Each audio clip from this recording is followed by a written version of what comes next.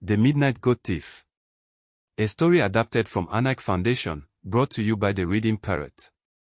Once upon a time, the hare was tired of living alone and decided it was time to find himself a companion.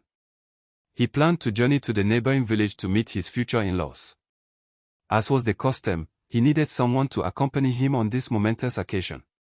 So, he asked his longtime friend, the happy-go-lucky baboon, to go with him. When they were halfway through the journey, the hare stopped near a shrub and said, "There is one important favor I need to ask of you." "What could that be?" asked Baboon. "Do you see this herb?" said Hare. "Yes, doesn't that herb cure stomachache?" asked Baboon. "Well done, friend," said Hare. "When we get to my in-laws' place, they will give us food. If I eat the food, I may suffer from a terrible stomachache. Friend, you will quickly run back to this exact place, dig out the root of this shrub, and bring it back to cure me." Baboon agreed, and they continued their journey. At sunset, they reached the in-laws' village. Hare and Baboon were warmly welcomed and given a room to rest. Both were very hungry and looked forward to the meal. A feast was prepared in their honor and brought to their room. As they took the first bite, Hare suddenly interrupted Baboon, saying, "Friend, I think the problem is already starting. My tummy is rumbling and beginning to ache. Do you remember that herb? Rush and get me some of it, otherwise, I may not survive the night." Baboon panicked and quickly sprinted off to fetch the herb for Hare's stomachache. Meanwhile, Hare settled comfortably and devoured the entire feast all by himself. Once he was done, he asked for the dishes to be cleared.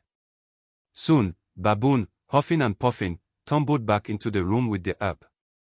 "Hare, my friend, I ran as fast as possible. I found the tree, dug out the root, and brought it back to help your aching tummy." Hare exclaimed, "About that. As soon as you left, my tummy suddenly felt better and I could eat. Now I feel quite strong." "So, where's my share?" asked Baboon. Hare told Baboon the host had already cleared the dishes. Baboon was disappointed, but the two friends went to sleep. In the middle of the night, hunger kept Baboon awake. Hare suggested a plan to steal and eat a goat from the pen outside. Baboon readily agreed, and soon, the two pals accomplished their mission and returned to the room.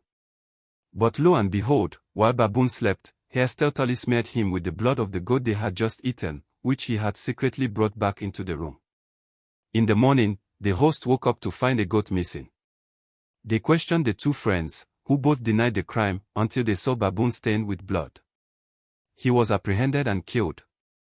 Hare apologized for his friend's behavior, thanked his host, and left the village.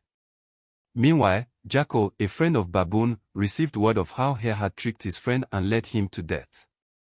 Jacko decided to avenge Baboon. So, Jacko visited Hare and asked him to accompany him on a visit to his in-laws' village. In the same manner as before, when they were halfway through the journey, Jacko asked Hare, "There is one important favor I ask of you." "Yes, friend Jacko. Let me know what it is." "I'll do it." "Do you see this herb?" said Jacko. "Yes, friend, it is the herb that cures stomachache. Well, when we get to my in-laws' place, they will give us food. When I eat, I may suffer from a stomachache. Friend, you will quickly run back to this exact place, dig out the roots of this shrub, and bring them back to cure me." Hare agreed, but he excused himself for a bathroom break before they continued.